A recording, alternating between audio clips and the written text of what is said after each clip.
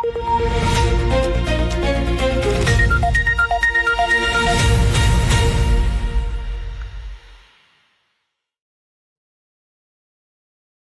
தமிழோடு இணைந்திருக்கிறீர்கள். ILC தமிழ் உயிரோடு தமிழில் அன்பர்களே, உலக நார்வல் நிகழ்ச்சி இணைந்திருக்கிறீர்கள். உலக நார்வல் நிகழ்ச்சியில் பிரித்தானியாவிலிருந்து போரியல் ஆய்வாளர் அரசு அவர்கள் இணைக்கின்றார். வணக்கம் அரசு அவர்களே. உயிரோடு தமிழ் உறவுகளுக்கு அன்பு கலந்த வணக்கம். தொடர்ந்து ஈரான், இஸ்ரேல், அமெரிக்காவுக்கு இடையிலான போர் நிலைமைகளை பார்ப்போம். போர் ஒன்று செல்லும் பொழுது இப்பொழுது பேச்சுவார்த்தை, போர் நிறுத்தம் தான் இப்பொழுது அதிகமாக பேசிக் கொண்டிருக்கின்ற நிலைமை. அமெரிக்காவினுடைய அதிபர் டொனால்ட் ட்ரம்ப் அவர்கள் கூறியிருக்கின்றார், JD Vance தலைமையில் பேச்சுவார்த்தை குழு இஸ்லாமாபாத்துக்கு நாளை வந்து இறங்குவார்கள் என்று கூறியிருக்கிறார்கள். ஈரானியர்கள் ஏற்கனவே கூறிவிட்டார்கள் தாங்கள் இந்த பேச்சுவார்த்தையில் பங்கெடுக்க போவதில்லை என்று. இங்கே உண்மையாக அமெரிக்காவிலிருந்து JD Vance மற்றும் குஷ்னர், விட்காஃப் இவர்கள் எல்லோரும் அங்கே வருகிறார்களான என்ன நிலைமை என்றதை கூறுவீர்களா? பேச்சுவார்த்தை இன்னும் ஒரு இழுபறியான நிலையில் தான் இருக்கின்றது. இவர்கள் வருவார்களா, பேச்சுவார்த்தை நடக்குமா என்பதை தொடர்பாக பல குழப்பமான தகவல்கள் வந்து கொண்டிருக்கின்றன. இன்று காலை AP அசோசியேட் பிரஸ் நிறுவனம் தெரிவித்திருந்தது, ஈரான் தாங்கள் பேச்சுவார்த்தையில் கலந்து கொள்வது தொடர்பாக சாதகமாக முடிவெடுக்க போகிறார்கள் என்று ஒரு தகவலை வெளியிட்டிருந்தது. பிறகு மத்தியானம் டஸ்னீம் என்ற ஈரான் ஊடகம் போட்டிருக்கின்றது, ஈரான் முடிவில எந்த மாற்றமும் இல்லை. அதே சமயம் நீங்க பாத்தீங்கன்னு சொன்னால், பாகிஸ்தான்ல 6வது அமெரிக்கான்ற ராணுவ விமானம் வந்து இறங்கி இருக்கிறது. அதாவது 6 மிகப்பெரிய ராணுவ விமானங்கள் 48 மணி நேரத்துக்கு வந்து இறங்கி இருக்கின்றன. VIP லான்ச்சுகளாலதான் அவர்களோட ஏர்பேஸ்ல வந்து இறங்கி இருக்கிறதாக கூறப்படுகிறது. அதே சமயம் நீங்க பாத்தீங்கன்னு சொன்னால், ஈரான் வெளிவார அமைச்சர், ஈரான் அரசு தலைவர்களுடன் எல்லோரும் தொலைபேசியில் பேசிக் கொண்டிருக்கிறார்கள் இந்த பேச்சுக்களை நல்லபடியாக மேற்கொள்வது. பிரான்சின் அதிபர் இமானுவேல் மேக்ரோன் கூட கூறியிருக்கின்றார், இது வந்து 2 தரப்பிலும் பிழை இருக்கின்றது. ஒருவர் ஹார்முஸை மூடினது பிழை, மற்றவர் கடல் முற்றுகையை செய்தது பிழை. எனவே இருவரும் ஒரு சமரசத்துக்கு வந்து பேச்சை நடத்த வேண்டும் என்று அவர் கூறியிருக்கின்றார். அதே சமயம் ட்ரம்ப் கூறியிருக்கின்றார், அதாவது JD Vance முதல் அவர் கூறினவர் JD Vance போக மாட்டார், ஜெராட் குஷ்னர் தான் போவார் என்று சொல்லி, அவரும் BST விட்காஃப். பிறகு இப்போது JD Vance போவார் என்று கூறியிருக்கிறார். அதுவும் இப்போது இழுபறியான, இன்னும் அவர்கள் நாங்கள் இப்போது பேசும் வரையிலும் அவர்கள் புறப்படவில்லை. இனி இப்போது அவர்கள் கூறுகிறார்கள் நாளைதான் அவர்கள் புறப்பட்டு புதன்கிழமைக்குத்தான் இப்போது பேச்சுவார்த்தை சில சமயங்களில் பிற்போடப்பட்டிருப்பதா, இப்ப செவ்வாய்க்கிழமை நடைபெறாது என்ற ஒரு நிலைமை இப்போது வந்திருக்கிறது, புதன்கிழமை தான் என்று. அதே சமயம் அவர் மீண்டும் அந்த மிரட்டலை விடுத்திருக்கிறார், தான் ஒருபோதும் போர் நிறுத்தத்தை நீடிக்கப் போவதில்லை என்று கூறியிருக்கின்றார். தான் ஈரான் எல்லா இடத்தையும் குண்டு மழை பொழிந்ததும் ஒயில் விலை குறையும் என்று ஒன்று கொண்டு முரணாகத்தான் சொல்லிக் கொண்டிருக்கிறார். அதே நேரம் ரஷ்யாவின் வெளிவார அமைச்சர் செர்ஜி லாரோவ் வந்து அப்பாஸ் அரக்ஷிக்கு போன் பண்ணி தனிப்பட்ட முறையில் அவர் இந்த போர் நிறுத்தத்தை தொடருமாறு கேட்டதாக இப்போது தகவலை வெளியிட்டிருக்கிறார்கள். அதே சமயம் கட்டார், ஓமான் போன்ற நாடுகளும் வெளிவார அமைச்சர்கள் கதைத்திருக்கிறார்கள், எப்படியாவது இந்த போர் நிறுத்தத்தை நீடிக்கின்ற வழியை பார்ப்பதாக. ஆனால் அதே சமயம் நீங்கள் பார்த்தீங்கன்னு சொன்னால், இந்த நியூயார்க் டைம்ஸ் ஒன்றை போட்டுக்கிறது, JD Vanceஐ பொறுத்தவரையில் அவர் 2028ஆம் ஆண்டு அரசு தலைவர் தேர்தலில் அவர் நிற்க போகிறார். ஆனால் அவரின் முதலாவது பேச்சுவார்த்தை தோல்வியில் முடிந்தது. இதையும் தோல்வியாக்குற ஒரு நடவடிக்கையைத்தான் இவர்கள் செய்கிறார்கள். ஏனென்றால் அவரை அந்த அரசு தலைவர் வேட்பாளரிலிருந்து அகற்றுவதற்காக ஒரு சதி நடக்கிறது என்ற ஒரு கேள்வியை நியூயார்க் டைம் போட்டிருக்கிறது. இந்த ஒரு டீலையும் சரியாக முடிக்கவில்லை என்று. அதே நேரம் CNN போட்டிருக்கிறது என்னென்று சொன்னால், அமெரிக்கா கேட்டது 20 வருடத்துக்கு இந்த யுரேனியம் என்ரிச் பண்றதை சஸ்பெண்ட் பண்ண சொல்லி. ஈரான் சொன்னதாம் 5 வருடங்களுக்கு வேண்டும் என்றால் நாங்கள் நிறுத்துகிறோம் என்று. அமெரிக்காண்ட 20 வருடத்தை ஈரான் நிராகரித்தது. ஈரான் 5 வருடத்தை அமெரிக்கா நிராகரித்தது. அப்ப ஏன் இப்ப ட்ரம்பை பொறுத்தவரையில் இப்போது அந்த யுரேனியத்தை ஈரான் 20 வருடம் நிறுத்த வேண்டும், தான் என்னவும் செய்வார், அவர் காசையும் கொடுப்பார், தடைகளையும் நீக்குவார். ஏன் என்று பார்த்தால், ஒபாமாண்ட டீலை விட பெற்ற டீல் எடுக்கும் அல்லது பிரச்சனை. ஏனென்றா இப்ப எல்லாரும் கூறுகிறார்கள் ஒபாமா ஒரு நல்ல டீலை வச்சிருந்தார். அப்ப 20 வருஷத்துக்கு ஒபாமாண்ட டீலின் படி இப்ப அவர் வந்து சொல்லலாம் ஒபாமாண்ட டீலின் படி இவங்க 60% என்ரிச் பண்ணிட்டாங்க. ஆனால் இந்த டீலின் படி அது 20 வருஷத்துக்கு இல்லை என்று சொல்லலாம். ஏனென்று சொன்னால் உங்களுக்கு தெரியும் நோபல் பரிசு கூட ஒபாமா பெற்று விட்டார் என்றதான பிரச்சனை. ஒபாமா பெற்று ஒபாமா தான் பெரிய ட்ரம்பின் போட்டியாளர் யார் என்று பார்த்தால் ஒபாமா. நீங்கள் பார்த்து ஒபாமாக்கு எல்லா விதத்திலும் ஒபாமாவை வின் பண்ணலாம், நோபல் பிரைஸ்ல இல்லை, அதையும் வின் பண்ணி விட்டாங்க. இப்ப இந்த நியூக்ளியர் டீல் அப்ப இந்த இழுபறி அவருக்கு அந்த எதிலும் தான் வெற்றி பெறணும், எல்லாம் டோட்டல் வெற்றி தான், டோட்டலா முழுமையான வெற்றி, இதையும் முழுமையான வெற்றி என்று சொல்வார்கள். அந்த ஒரு இழுபறையில் இப்போது இன்று ஒபாமாவோடு அவர் ஒப்பிட்டு பார்க்கவே அருகே நிற்கிறதுக்கு தகுதி இல்லாதவர் டொனால்ட் ட்ரம்ப் என்பதை பலர் கூறியிருக்கிறார்கள். இப்ப நீங்கள் கூறிய ஒரு விடயம், அதாவது 2015 JCPO என்ற அந்த ஒப்பந்தம் இருக்கு, ஒபாமா காலத்தில் செய்யப்பட்டது. இப்ப டொனால்ட் ட்ரம்ப் அவர்கள் கூறுகிறார், நீங்கள் கூறியது சரி, அதாவது ஈரானுடன் நாங்கள் தொடர்ச்சியாக பேச்சுவார்த்தையில் ஈடுபட்டுக்கிறோம், அந்த பேக் சேனல் என்று சொல்வார்கள், அது எப்பொழுதுமே திறந்திருக்கும் என்று சொல்வார்கள், ஏதோ ஒரு விதத்தில் பின்னணியில் பேசிக் கொண்டிருப்பார்கள். அந்த JCPO விட மிகச் சிறந்த ஒரு ஒப்பந்தத்தை நாங்கள் இங்கே கொண்டு வர போன்றோம் என்று கூறுகிறார். நீங்கள் இவ்வளவு விடயங்களை கூறும் பொழுது இவ்வளவு துணிச்சலாக அவர் ஒரு நம்பிக்கையோடு வெளிப்படுத்துறதில் நியாயம் இருக்கிறது போல் இருக்கிறது, அப்படி பார்க்கவில்லையா நீங்கள்? அவருக்கு என்னென்றால் நோபல் பரிசு தவறி போய்விட்டது, ஒபாமாவை வின் பண்ண முடியவில்லை. சரி, இந்த நியூக்ளியர் டீலில் வின் பண்ணுவோம் என்றதுல அவர் கடும் தீவிரமாக நிற்கின்றார். அவர் எதையும் அதற்காக கொடுப்பதற்கு தயாராக இருக்கிற ஒரு நிலைமையாகத்தான் பார்க்கக்கூடியதாக இருக்கிறது. ஈரானிடம் பிளே பண்ணுவதற்கு நிறைய கார்ட்ஸ் இருக்கிறது என்றபடியால் ஈரானும் தனது மேக்சிமமாக தனது பிடியை இறுக்கியபடியே நிற்கின்றது. ஈரான் ஒரு தளர்வும் இல்லாமல் பேச்சுவார்த்தைக்கு கூட இன்று வரையிலும் அவர்கள் உத்தியோகபூர்வமாக எதையுமே அங்கு தெரிவிக்கவில்லை. அதே சமயம் இந்த நாடுகள் கூறியிருக்கின்றன அப்படி தெரிவிக்காதபடியால் ஈரானின் உள்ளகத்துக்குள் பிரச்சனை இருக்கின்றது, கடும் போக்காளர்களுக்கும் மென்போக்காளர்களுக்கும் என்றெல்லாம் கதைகள் வருகின்றன. ஆனால் பிரச்சனை என்னென்று சொன்னால், ஒன்று ஈரான் கூறுவது நம்பிக்கை இனம், அடுத்தது ட்ரம்பின் வீக்னஸ் அவர்களுக்கு தெரிந்து விட்டது. இதுதான் அவற்ற வீக்னஸ் என்று சொல்லி அவற்ற பலவீனம் என்னன்றதை அவர்கள் சரியாக புரிந்து கொண்டு விட்டார்கள். அந்த பலவீனத்தை அவர்கள் தங்களுக்கான ஒரு பலமாக பயன்படுத்துவதற்கான ஒரு முயற்சியாகத்தான் இதை நீங்கள் பார்க்கலாம். இவ்வாறு நீங்கள் கூறிக்கொண்டிருக்கும் பொழுது தொடர்ச்சியாக டொனால்ட் ட்ரம்ப் அவர்கள் கூறுகிறார், ஈரான் பேச்சுவார்த்தைக்கு விரும்புகிறது, அதை வெளிப்படுத்துகிறார்கள் என்று தொடர்ச்சியாக கூறிக்கொண்டிருக்கின்றார்கள். இந்த பேச்சுவார்த்தை நீங்கள் கூறினீர்கள் புதன்கிழமைக்கான வாய்ப்புகள் இருக்கு என்று கூறுகிற நேரத்தில் ஹோர்முஸ் நீரிணை முடக்கப்பட்டது, இனி ஈரானுடைய கப்பலை கைப்பற்றியது, ஈரான் இதிலிருந்து விலகப் போவதில்லை என்று கூறப்படுகிறது. இப்ப ஹோர்முஸ் நீரிணையில் என்ன நடக்கின்றது இப்பொழுது? ஹோர்முஸ் நீரிணை இன்றும் முற்றாக மூடப்பட்டுத்தான் இருக்கின்றது. அங்கே நீங்கள் பார்த்தீர்கள் என்று சொன்னால் இந்த ஹோர்முஸ் நீரிணை ஊடாக 27 கப்பல்களை தாங்கள் திருப்பி அனுப்பிவிட்டதாக இதுவரையில் அமெரிக்காவின் மத்திய கட்டளை மையம் தெரிவித்திருக்கின்றது. ஹார்முஸ் அதே சமயம் ஐரோப்பா கூறியிருக்கின்றது ஹார்முஸ் நீரிணையை மூடிய தனிநபர்கள் மீது தாங்கள் தடைகளை கொண்டு வரப்போவதாக. அந்த தடையை இவர்கள் இந்த போரை ஆரம்பித்தவர்கள் மீது கொண்டு வரவில்லை, இவ்வளவு பாடசாலை சிறுவர்களை கொன்றவர்கள் மீது கொண்டு வரவில்லை, இவ்வளவு உயிர்களை படுகொலை செய்தவர்கள் மீது கொண்டு வரவில்லை. இப்போது இந்த ஹார்முஸை மூடியவர்கள் மீது கொண்டு வருகிறார்கள் என்றால் பாருங்கள், இப்ப இவர்கள் எந்த ஒரு விதத்திலும் இந்த போரை முடிப்பதற்காக நடவடிக்கைகளை இதே சுற்றியுடன் யாரும் எடுக்கவில்லை என்றுதான் தெரிகிறது. ஐரோப்பிய ஒன்றியம் இப்போது கூறியிருக்கிறது. அதே சமயம் மேக்ரோன் கூறியிருக்கிறார் என்றால் 2 தரப்பும் விட்டு கொடுத்து 2 தடைகளையும் எடுக்க வேண்டும், ஹார்முஸின் தடையையும் எடுக்க வேண்டும், ஈரான் அமெரிக்காவும் அந்த பிளாக்கேட்டை எடுக்க வேண்டும் என்று கூறியிருக்கிறார்கள். அதே சமயம் நீங்கள் பார்த்தீங்கன்னு சொன்னால் ட்ரம்ப் கூறியிருக்கின்றார் இந்த ஹார்முஸ் நீரிணை டீல் தான் ஒரு ஒப்பந்தம் ஏற்படும் வரையிலும் அது மூடித்தான் இருக்கும், ஆனால் ஈரான் தன்னிடம் கேட்கிறார்களாம் அதை திறவுங்கள் என்று. யார் மூடினது? யார்?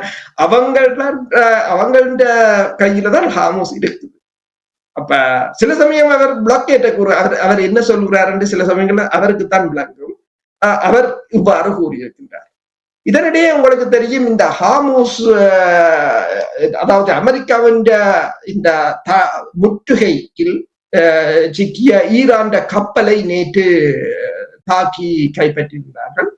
கிட்டத்தட்ட 90 அடி நீளமான ஒரு மிகப்பெரிய கப்பல் தான் அது செல்ல முயன்றிருந்தது. அந்த கப்பலை அதாவது தொஸ்கா என்ற அந்த கப்பல் ஒரு ஈரான்ட மிகப்பெரிய ஒரு கப்பல் ஓமான் வளைகுடாவில் வைத்து அமெரிக்கா கடற்படையை முற்றுகையை மீறி செல்ல முயன்றதாக அமெரிக்கா கைப்பற்றி இருந்தது.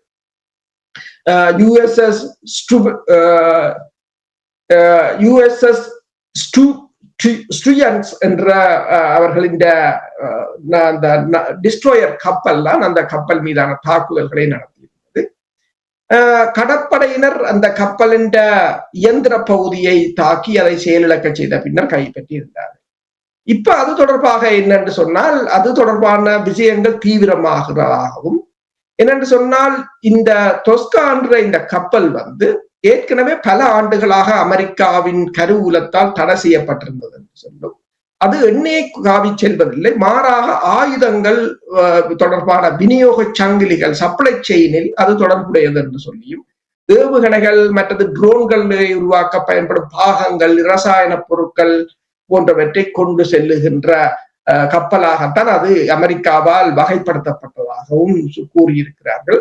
அந்த பயண பாதையும் இந்த கப்பல் சீனாவிலிருந்து மலேசியாவுக்கு சென்று மலேசியாவிலே இருந்து பந்தர் அப்பாஸ் என்ற ஈரான் துறைமுகத்தை நோக்கி சென்று கொண்டிருந்தது. இதை சொல்றது டுயல் பர்பஸ் என்று சொல்லுகிறார்கள், இரட்டை பயன்பாடு சரக்குகளுடன் தொடர்புடையது என்று சொல்லியும்.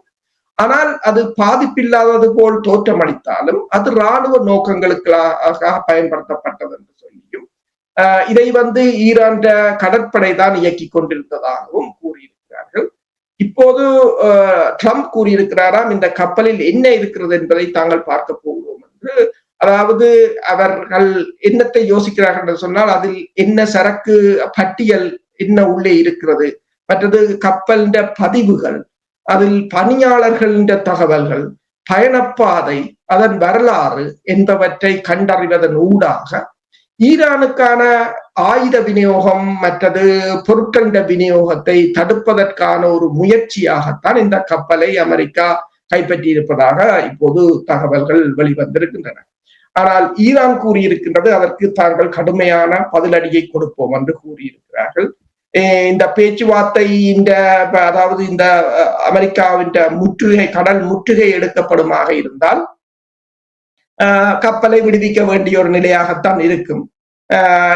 அல்லது ஈரான் பக்கம் நிறைய கப்பல்கள் நிற்கின்றன. ஏற்கனவே ஈரான் என்று கூறியிருக்கின்றது இஸ்ரேலிய கப்பல்களை ஹார்முஸ் நீரிணையினூடாக அதாவது நிரந்தரமாக தடை செய்ய போவதாகவும் அறிவித்திருக்கின்றது. அப்ப இனி உடன்பாடுகள் எட்டும் போது இந்த நிலைமைகள் மாறலாம். அதனால்தான் ஈரான் தொடர்ந்து அழுத்தத்தை பெற சொல்லிவிட்டார்கள், தாங்கள் இந்த பேச்சுவார்த்தைக்கு பங்கெடுக்க போவதில்லை என்று சொல்லிவிட்டார்கள். அதே நேரத்தில் அமெரிக்கா சொல்லிவிட்டது தாங்கள் முற்றுகையை எடுக்க போவதில்லை என்று சொல்லி. அப்ப இங்கே டெட்லாக் என்ன செய்வது என்று தெரியாத நிலையில் அமெரிக்கா விட்டுத்தான் ஆக வேண்டும். ஏனென்றால் உங்களுக்கு தெரியும், போரை தொடர்ந்து நீங்களே எத்தனையோ தடவைகள் கூறிவிட்டீர்கள், தொடர்ந்து இப்படியே போர் இல்லை என்றாலும் கூட இப்படி முடக்கப்பட்ட நிலையில் வைத்திருக்க முடியாது என்று நீங்கள் கூறிவிட்டீர்கள் எத்தனையோ தடவைகள். அப்ப இப்படி என்று சொல்லும் பொழுது அந்த கப்பலை விடுவிக்க வேண்டும் என்ற அந்த நோக்கத்துக்காகத்தான் ஈரான் விடாப்பிடியாக நிற்கிறதா? ஈரான் அதற்காகத்தான், அதாவது கப்பலை விடுவிக்க வேண்டும், ஈரான் சப்ளை லைன்கள். மற்றது என்னென்று சொன்னால், ஈரானை பொறுத்தவரையில் ஈரானிடம் தான் இப்போது பிடி இருக்கின்றது. எனவேதான் ஈரான் தனது நிலையில் இருந்து மாறாது மிகவும் அழுத்தமாக நிற்கின்றது. ட்ரம்பை பொறுத்தவரையில் ட்ரம்பிடம் இந்த போரை மீண்டும் ஆரம்பிப்பதற்கு, அவர்கள் போரை ஆரம்பிப்பதற்கான எந்த விதமான சாத்தியக்கூறுகளும் மிகவும் குறைவாகத்தான் இருக்கின்றன. இறுதி நேரத்தில் ட்ரம்ப் ஒரு உடன்பாட்டுக்கு வருவதற்கு சாத்தியக்கூறுகள்லாம் இருக்கின்றன. அது ஈரானுக்கும் தெரியும். நீங்கள் சொன்னது போல இந்த கப்பல்களை விடுவிப்பது, ஈரான் ஏற்கனவே வெளியில் இருக்கின்ற 100 மில்லியன் பரல் எண்ணெய்களுடன் இருக்கின்ற கப்பல்களை சுதந்திரமாக இயங்க விடுவது, சுதந்திரமாக அவர்களுடைய எண்ணெய் வியாபாரத்தை மேற்கொள்வது. ஏனென்றால் ஈரான் இப்படியே இருக்கும் என்று சொன்னால், இனி ஈரான் எண்ணெய் விநியோகம் ஈரான் எண்ணெய் உற்பத்தியை நிறுத்த வேண்டும் என்று சொன்னால், அவர்கள் ஏற்கனவே விற்று கொண்டிருந்தார்கள். இனி அவர்களுடைய ஸ்டோரேஜும் நிரம்பியது என்று சொன்னால் அவர்களால் அதனை விற்பனை செய்ய முடியாது. இப்ப எல்லாவற்றுக்கும் ஒரு மாற்றீடாகத்தான் அவர்கள் இந்த நிலையில் கடும் போக்காக இருக்கிறார்கள். பொருளாதாரம், நீங்கள் அடிக்கடி கூறிக்கொண்டு வந்த பொருளாதாரம் பெரிய ஒரு தாக்கத்தை ஏற்படுத்தியிருக்கின்றது. அமெரிக்காவுக்கும் டொனால்ட் ட்ரம்புக்கும் இன்னொரு பெரிய ஒரு சிக்கல் ஒன்று வந்திருப்பது உணரக்கூடியதா இருக்கு. அதாவது உங்களுக்கு தெரியும், ஈராக்கில் தேர்தல் நடைபெற போன்றது. தேர்தலில் அவர்கள் விரும்பியவர்கள் வரவில்லை என்று சொன்னால், அதாவது அவர்கள் என்று நான் கூறுவது டொனால்ட் ட்ரம்ப் அவர்களுடைய அமெரிக்கா விரும்பியவர்கள் வரவில்லை என்று சொன்னால் தாங்கள் நிதி உதவி வழங்கப் போவதில்லை என்று கூறியிருக்கிறார்கள். ஈராக்கில் அவ்வாறு ஒரு பிரச்சனை வருகின்ற அந்த நேரத்தில் மத்திய கிழக்கு நாடுகளும் இப்பொழுது முணுமுணுக்க தொடங்கி இருக்கிறார்கள் போல் இருக்கு. முதலில் இந்த ஈராக்கில் உள்ள நிலைமைகளை பற்றி கூறுங்கள் எங்களுடைய உறவுகளுக்கு. ஈராக்கில் என்ன கூறியிருக்கிறார்கள் என்று சொன்னால், வாஷிங்டனுக்கு விசுவாசமான ஒரு அரசாங்கம் அமையும் வரை அமெரிக்கா ஈராக்குக்கு டாலர்கள் வழங்குவதை நிறுத்தியுள்ளது என்று கூறப்படுகிறது.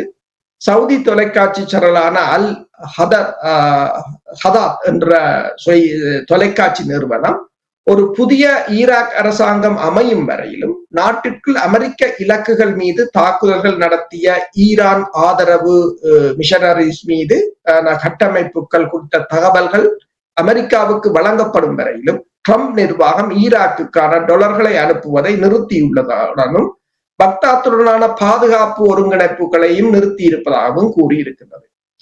அப்ப ஈராக் இப்ப கடுமையான நிதி நெருக்கடியில் இருக்கின்றது. என்னென்று சொன்னால், ஈராக்கின் வருமானம் 90% இந்த எண்ணெய் விற்பனை. அதிலும் பார்த்தீங்கன்னு சொன்னால் அது இந்த ஹார்மூஸ் நீரிணையினூடாகத்தான் செல்வது. அப்ப ஈரான் இப்போது ஈராக்கின் கப்பல்கள் சிலவற்றை ஈரான் அனுமதித்திருந்தது. இப்போது நேற்று நீங்கள் பார்க்கலாம், ஈராக்குக்கு ஈரான் படையின தலைவர் கட்டத் தளபதி போயிருந்தார். கட்ஸ் படை என்பது ஈரான் சிறப்பு படையணி. அந்த படையணியின் தலைவராகத்தான் முந்தி சொலைமனி இருந்தார். அவரைத்தான் அமெரிக்கா 2020 படுகொலை செய்திருந்தது. அவர் கூட நேற்று ஈராக்குக்கு போய் அங்கு பேச்சுக்களை நடத்திவிட்டு வந்திருக்கிறார். அதாவது ஈராக் அரசு தொடர்ச்சியாக ஈரானுடன் இணைந்து பயணிக்கின்றது என்ற நிலையில் அமெரிக்கா ஈராக் மிக இலகுவாக ஈரான் பக்கம் சென்று விடும் என்ற ஒரு அச்சம் இருக்கின்றது. எனவே இப்ப ஈராக்குக்கு இருக்கின்ற இந்த பொருளாதார நெருக்கடியை தனக்கு சாதகமாக அமெரிக்கா பயன்படுத்த முற்பட்டு நிற்கின்றது. அதே சமயம் நீங்க பாத்தீங்கன்னா, நாங்கள் காலையிலும் கலைத்திருந்தோம், இந்த எண்ணெய் வர்த்தகத்தில் சீன யுவானை பயன்படுத்த போவதாக ஐக்கிய அரபு அமீரகம் அமெரிக்காவின் கருவூலத்தை, அதாவது ட்ரெஷரி டிபார்ட்மெண்டை எச்சரித்துள்ளதாக அந்த வால் ஸ்ட்ரீட் ஜேர்னல் ஞாயிற்றுக்கிழமை செய்தி வெளியிட்டிருக்கிறது. கடந்த வாரம் வாஷிங்டனின் அமெரிக்க கருவூல செயலாளர் ஸ்காட் பெசன்டுடன் நடந்த சந்திப்பின் போது டொலரின் ஆதிக்க நிலைக்கு எதிராக ஐக்கிய அரபு அமீரகத்தின் மத்திய வங்கியின் ஆளுநர் கலித் முகமது பலமான ஒரு மறைமுகமான அச்சுறுத்தலை விடுத்ததாக பெயர் குறிப்பிடப்பட விரும்பாத அமெரிக்க அதிகாரிகளை மேற்கோள் காட்டி அந்த ஊடகம் கூறியிருக்கின்றது. ஈரானுக்கு எதிரான அமெரிக்க போரினால் ஏற்பட்ட பொருளாதார பாதிப்புகள் தொடர்ந்து அதிகரித்ததால் டொலரின் பணப்புழக்க நெருக்கடியை தடுக்க அபுதாபிக்கு ஒரு உயிர் நாடி தேவைப்படுவதாகவும், ஏனென்று சொன்னால் சுற்றுலா பயணத்துறை விழுந்து விட்டது, விமான பயணத்துறை விழுந்து விட்டது. இப்ப இதை தடுப்பதற்கு அவர்களுக்கு ஒரு உயிர் நாடி தேவை, ஏனென்றால் டொலர் பற்றாக்குறை ஏற்பட்டிருக்கின்றது. அதை தர வேண்டும் என்று பலமான விளக்கத்தை அவர்கள் அளித்திருக்கிறார்கள். ஆனால் வாஷிங்டன் மற்றும் அதன் நட்பு நாடுகளுக்கு செலவுகளை அதிகரிக்கும் நேரத்தில் தெஹ்ரான் சமச்சீரற்ற அழுத்த உத்தியை பின்பற்றி வருவதாகவும், அமெரிக்க இராணுவ தளங்கள் மற்றும் பிற மதிப்பு மிக்க இடங்கள் மீதான தாக்குதல், ஈரான் பதிலடி தாக்குதல்கள் பெரும் பாதிப்பை ஐக்கிய அரபு அமீரகம் சந்தித்திருக்கிறது, அதுக்கு ஏற்படுத்தி இருப்பதாகவும், கிட்டத்தட்ட 2800 ஏவுகணைகளும் ஆளில்லாத தாக்குதல் விமானங்களையும் அந்த நாட்டின் மீது ஈரான் ஏவி இருப்பதாகவும் கூறப்படுகிறது. அமெரிக்காவின் கருவூல நாணய பரிமாற்றம் வழங்கக்கூடும் என்று கூறினாலும் இந்த வகையான ஏற்பாடுகள் பொதுவாக பெடரல் ரிசர்வ் வங்கி மூலம்தான் கையாளப்படுவதென்றும், ஐக்கிய அரபு அமீரகத்துக்கு அதாவது பெசட் ஒப்புதல் அளிப்பது சாத்தியமில்லை என்று சொல்லியும் அந்த ஊடகம் தெரிவித்திருக்கிறது. கடந்த ஆண்டு ஒரு முக்கிய தேர்தலுக்கு முன்னராக அர்ஜென்டினாவுக்கு அமெரிக்காவின் திரைசேரி 20 பில்லியன் டாலர்களை ஒரு பணம் உதவியாக கொடுத்திருந்ததை சுட்டிக்காட்டியிருக்கிறார்கள். அமெரிக்க ஜனாதிபதி டொனால்ட் ட்ரம்பின் நிர்வாகம் ஈரான் போரின் போது அந்த ஏற்பட்ட செலவை வளைகுடா நாடுகள் பகுதியளவு ஏற்க வேண்டும் என்ற யோசனையை முன்வைத்திருந்ததாகவும் ஹவார்ட் கெனடி என்ற பல்கலைக்கழகத்தின் பேராசிரியர் லிண்டா பிலிம்ஸ் தெரிவித்திருக்கின்றார். ஆனால் இந்த மோதல்ல அமெரிக்கா கிட்டத்தட்ட ஒவ்வொரு நாளும் 40 நாள் நடந்த மோதல்ல ஒவ்வொரு நாளும் $2 பில்லியன் அமெரிக்கா இழந்திருப்பதாகவும் கூறப்படுகிறது. அதே சமயம் நீங்க பாத்தீங்கன்னா இந்த அமெரிக்காவின் கொள்கைகள் மீதான அரபு நாடுகளின் அதிருப்தி அதிகரித்து வருவதாகவும் வளைகுடா அரசாங்கங்களுடன் தொடர்புடைய நபர்களின் பொது கருத்துக்களில் அது வெளிப்பட்டு வருவதாக கூறப்படுகிறது. ஞாயிற்றுக்கிழமை ஐக்கிய அரபு அமீரகத்தின் ஜனாதிபதி முகமது பின் சஜீத்தின் முன்னாள் ஆலோசகரான அப்துல்லா அவர்கள் தெரிவித்தது என்னவென்று சொன்னால், நாட்டில் உள்ள அமெரிக்க இராணுவ தளங்கள் ஒரு மூலோபாய சொத்தாக இல்லாமல் ஒரு சுமையாக தங்களுக்கு இருப்பதாக வாதிட்டு இருக்கின்றார். அவற்றை மூட வேண்டும் என்றும் அவர் கூறியிருக்கின்றார். அதற்கு பதிலாக ஒரு மாற்று தேசிய பாதுகாப்பு உத்தியை மேம்பட்ட அமெரிக்க ஆயுதங்களை வழங்குவதற்கு முன்னுரிமை அளிக்க வேண்டும் என்றும் அவர் வாதிட்டிருக்கின்றார். அதாவது மோதலில் நடுநிலையானதாக கருதும் ஹோமோஸ் நீரிணை வழியாக செல்லும் கப்பல்கள் ஜுவான் அல்லது கிரிப்டோ கரன்சிகளில் கட்டணம் வசூலித்து வருகின்றது ஈரான் என்றும் குற்றச்சாட்டப்பட்டிருக்கிறது. இது அமெரிக்காவின் நிதி கட்டுப்பாடு மற்றும் அமெரிக்காவின் தடைகளை இலகுவாக உடைப்பதற்கு உதவும் என்றும் அந்த இது கூறியிருக்கின்றது. என்னென்று பார்த்தால் இப்ப மெல்ல மெல்ல இந்த வளைகுடா நாடுகள் ஒரு மிகப்பெரிய ஒரு நெருக்கடி. இப்ப உதாரணமா பாத்தீங்கன்னா மிகவும் செல்வ செழிப்பு மிக்க நாடாக இருந்த UAE இன்றைக்கு 2022 இலங்கை அரசாங்கம் உலகத்துல $1 கேட்ட நிலைமைக்கு இப்போது அமெரிக்காவிடம் போய் $1 கேட்டிருக்கிறார்கள். இல்லை என்று சொன்னால் தாங்கள் ஜுவானில் எண்ணெய் விற்க போவதாக கூறி நீங்கள் காலையில் உரையாடும் பொழுது கூறியிருந்தீர்கள், மத்திய கிழக்கு நாட்டில் இருக்கின்ற ஒரு சில நாடுகள் அமெரிக்காவிடம் இழப்பீடு கேட்ட என்று நீங்கள் கூறினீர்கள். இந்த போர் முடிவுக்கு வந்த பின்பு ஒரு நிரந்தர மாற்றம் ஒன்று மத்திய கிழக்கில் வருவதற்கான வாய்ப்புகள் இருக்கிறார். குறிப்பாக இப்ப உங்களுக்கு தெரியும், என்ன வர்த்தக பரிவர்த்தனை நடைபெற்றாலும் அது டாலர்ஸில் தான் நடைபெற்று வந்தது. இனி இந்த நாடுகளில் அமெரிக்காவுக்கு ஒரு தளம் கொடுத்திருந்தார்கள். இவை எல்லாவற்றிலும் ஒரு மாற்றம் பெறப்போன்றதா என்றால், மத்திய கிழக்கு நாடுகள் பல நாடுகள் நிறைய இழந்திருக்கிறார்கள். அதற்காக வசதி இல்லாத நாடு என்று நான் சொல்ல வரவில்லை, இழந்திருக்கிறார்கள். அந்த இழப்பீடே எடுக்க வேண்டும் என்று இருப்பார்கள். அப்படி அமெரிக்கா இழப்பீட்டை அந்த முழு நாடுகளுக்கும் கொடுப்பதற்கு தயார். காலையில நீங்கள் சொன்னீர்கள், நாங்கள் அடிக்கவில்லை, ஈரானிட்ட கேளுங்கள் என்று அவர் சொன்னார் என்றால் மத்திய கிழக்கு நாடுகள் அதை ஏற்றுக்கொள்ளுமா? அந்த ஒரு மாற்றம் ஒன்று வருவதற்கான வாய்ப்புகள் இருக்கிறதா? இப்ப நிதி நெருக்கடி எல்லா தரப்பிலும் மிகப்பெரிய ஒரு சுமையாக மாறி இருக்கின்றது. மத்திய கிழக்கு நாடுகளுக்கு ஏற்பட்ட நிதி நெருக்கடி அது இன்னும் கணக்கிட்டு முடியவில்லை. சுற்றுலா பயணத்துறையே UAEக்கு ஏற்பட்ட நிதி நெருக்கடி 57 பில்லியன் என்று கூறுகிறார்கள். இன்று வரையிலும் எண்ணெய் வியாபாரம் இல்லை. கிட்டத்தட்ட இப்ப நீங்கள் பார்த்தீர்கள் என்று சொன்னால், அதாவது இந்த உலக எண்ணெய் அமைப்பு கூறியிருக்கின்றது, எரிசக்தி அமைப்பு கூறியிருக்கின்றது 600 மில்லியன் பேரல் ஒயில் இந்த சந்தையில் இருந்து வைப் அவுட் பண்ணப்பட்டது. அவ்வளவும் இந்த நாடுகள் உற்பத்தி செய்கின்ற ஒயில்கள், அவ்வளவு விற்பனையும் இல்லை. அப்ப அது மட்டுமல்லாது டேட்டா சென்டர்கள் தாக்கப்பட்டிருக்கின்றன. மற்றது வெளிநாட்டு நிறுவனங்கள் வெளியேறி இருக்கின்றன. வான் போக்குவரத்து இல்லை. அப்ப இந்த நிலையில் இப்போ போன கிழமை கூட சொல்லியிருந்தார்கள், சவுதி அரேபியா, ஐக்கிய அரபு அமீரகம் போன்ற நாடுகள் எல்லாம் அமெரிக்காவில் மேற்கொள்ள இருந்த, உங்களுக்கு தெரியும், அமெரிக்கா வரிகளை போட்ட போது இவர்கள் ஓடி போய் சொன்னார்கள், நாங்கள் 300 மில்லியனை முதலீடு செய்கிறோம், 200 மில்லியனை முதலீடு செய்கிறோம் என்றெல்லாம் சொன்னார்கள். இப்போது அதையெல்லாம் நிறுத்த போகிறார்கள் என்று சொல்கிறார்கள், அவர்களிடம் பணம் இல்லை என்று. அதே போல இந்த டேட்டா சென்டர் எல்லாம் நீங்கள் பார்த்தீங்கன்னு சொன்னால் அமேசானாக இருக்கலாம், ஆப்பிளாக இருக்கலாம், மைக்ரோசாப்டாக இருக்கலாம், இவர்களின் ஒராக்கிளாக இருக்கலாம், இவர்களின் டேட்டா சென்டர்ஸ் எல்லாம் மிகவும் எத்தனையோ பில்லியன் செலவழிச்சு கொண்டு போடப்பட்டது. இப்போ அதுகளே எல்லா முதலீடுகளை இழந்து நிற்கிறார்கள். இனி அவர்களும் அங்கு போக மாட்டார்கள் என்றால் அந்த முதலீடுகளும் இல்லாமல் போகும். அதற்கு அடுத்தபடியாக ஈரான் சொல்கிறது தனக்கு $270 பில்லியன் நட்டம், அதை நீங்கள் கட்ட வேண்டும் என்று கூறுகிறது. இப்ப இந்த நிதி நெருக்கடியே மிகப்பெரிய ஒரு பிரச்சனையாக மாறுகிறது. அமெரிக்காவை பொறுத்தவரையில் அமெரிக்கா நிதியை வழங்குகின்ற நிலையில் இல்லை. ட்ரம்ப் பதவியேற்ற பின்னரே $2 ட்ரில்லியன் ஏப்பம் விட்டு விட்டார். டாக்ஸை கூட்டுகிறேன் என்று சொல்லி டாக்ஸை கூட்டியதால் அங்கு பெரிதாக அவர்களுக்கு வருமானம் பெறவில்லை. அது ஃபெயிலா போய்விட்டது.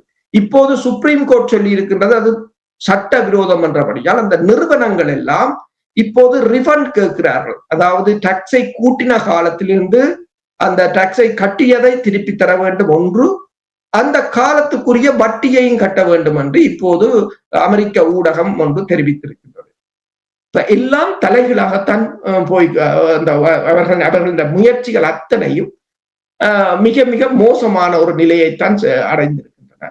இவ்வாறான நிலையில் இந்த நாடுகள் இப்போது உங்களுக்கு தெரியும், இந்த நாடுகள் இப்ப அமெரிக்காவை பிளாக்மெயில் பண்ண வலிக்கிட்டிருக்கிறார்கள். என்னென்று சொன்னால், நீங்கள் பணத்தை தரவில்லை என்று சொன்னால் நாங்கள் ஜுவானில் விற்போம் என்றால் பெட்ரோல் டாலர் ஒப்பந்தம் முறியுது.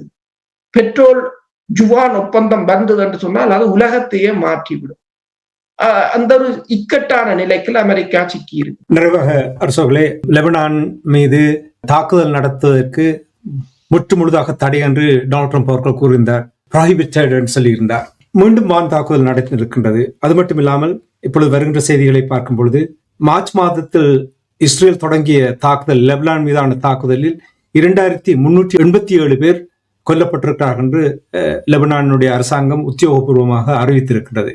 நாங்கள் காலையில் பேசும்பொழுது சிலர் கூறினார்கள், இஸ்ரேலுக்கு குண்டு போட்டு ஒருவரை கொல்லாவிட்டால் நித்திர கொள்ள முடியாத ஒரு நிலைமை இருக்கின்றதை உறுதிப்படுத்தும் வகையில் ப்ரொஹிபிட்டட் என்று சொல்லி டொனால்ட் ட்ரம்ப் அவர்கள் கூறியிருக்கின்றார். அதற்கு என்ன நடந்தது? ஏன் இந்த தாக்குதல் நடந்தது? அதற்கு என்ன காரணம் கூறினார்கள்? அவர்கள் காரணத்தை வைத்துக் கொண்டிருப்பார்கள். கூறுகிறார்கள், பயங்கரவாத தாக்குதலை தங்கள் மீது நடத்துவதற்கு முற்பட்டதால் தாங்கள் வான் தாக்குதலை நடத்திய 2-3 கிராமங்கள் மீது வான் தாக்குதல் நடத்தப்பட்டிருக்கிறது. பல இடங்கள் ஏற்கனவே அழிவுக்குள்ளாகப்பட்டிருக்கின்றது.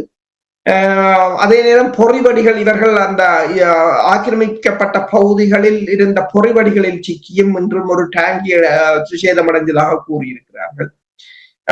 ஆனால் ட்ரம்ப் கூறியிருக்கின்றார் 2வது சுற்று பேச்சுக்கள் வாஷிங்டனில் நடைபெறப் போகிறது என்று சொல்லி. ஆனால் ஹிஸ்புல்லாக்கள் சொல்லி இருக்கின்றது லெபனான் பிரதமர் அதில் பங்கெடுக்க கூடாது என்று அவர்கள் கூறியிருக்கிறார்கள். இப்போது இவர்கள் கைப்பற்றப்பட்ட இடத்தை இஸ்ரேலின் நிதியமைச்சர் கூறியிருக்கின்றார், கைப்பற்றப்பட்ட இடங்களை தாங்கள் இஸ்ரேலாக பிரகடனப்படுத்த போகிறோம் என்று சொல்லி 10 கிலோமீட்டர். முதலில் சொன்னார்கள் பஃபசோன் என்று. முதல் பஃபசோன் என்றுதான் கைப்பற்றது. பிறகு அது இஸ்ரேலாக மாறும். பிறகு இன்னொரு 10 கிலோமீட்டர் பஃபசோனாக மாறும்.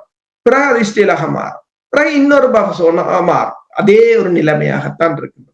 ஐரோப்பிய ஒன்றியமும் கனடாவாக இருக்கலாம், பிரான்ஸாக இருக்கலாம், பிரித்தானியாக இருக்கலாம், அவர்கள் மீண்டும் மீண்டும் கூறுகிறார்கள் லெபனானில் இருந்து இஸ்ரேல் லெபனான் போரை நிறுத்த வேண்டும். அது வாய்ப்பாடம் மாதிரி கூறுகிறார்கள் தவிர அவர்களால் எதையும் அவர்கள் இதுவரையில் காத்திரமாக செய்ததில்லை. அமெரிக்காவை பொறுத்தவரையில் அமெரிக்கா இஸ்ரேலுக்கு கிட்டத்தட்ட நீங்கள் பார்த்தீங்கன்னா 1948ஆம் ஆண்டிலிருந்து இன்று வரையிலும் $300 பில்லியன் கொடுத்திருக்கிறது என்று கூறுகிறார்கள். இப்போது கூட ஒவ்வொரு வருடமும் $4 பில்லியன் ஆயுதங்களையும் இலவசமாக அமெரிக்கா அள்ளி வழங்கி கொண்டிருப்பதாகத்தான் கூறுகிறார்கள்.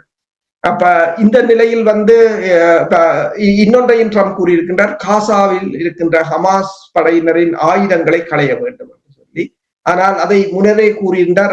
அதற்கு பிறகு அவருக்கு மிகப்பெரிய அடுத்தடுத்த போர்கள் வந்தபடியால் அதை பற்றி பேசவில்லை. இப்போது அதை பற்றி பேசியிருக்கிறார். இப்ப எந்த போரும் முடியக்கூடிய நிலையில் இல்லை. உலக நாடுகள் உண்மையாக இப்ப பார்க்க போனால் அவர்கள் தீவிரமாக இது தொடர்பாக ஏதாவது ஒரு முடிவுக்கு வர வேண்டும்.